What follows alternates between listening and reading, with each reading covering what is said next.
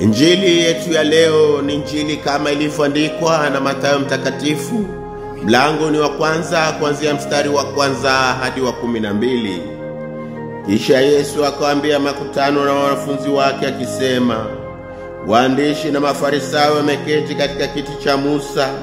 Basi yoyote atakaowaambia muyashike na kuyatenda, lakini kwa mfano na matendo yao msiyatende, maana wao hunena lakini hawatendi. Wao hufunga mizigo mizito na kutwika watu mabegani mwao, wasitake wenyewe kuigusa kwa kidole chao.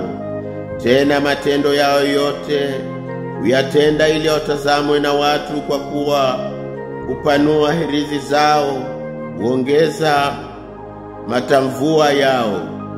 Hupenda viti vya mbele katika karamu na kuketi mbele katika masinagogi na kusalimiwa masokoni na kuitwa na watu rabi. Bali nyinyi msiitwe rabi, maana mwalimu wenu ni mmoja, nanyi nyote ni ndugu. Wala msimuite mtu baba duniani, maana baba yenu ni mmoja aliye mbinguni.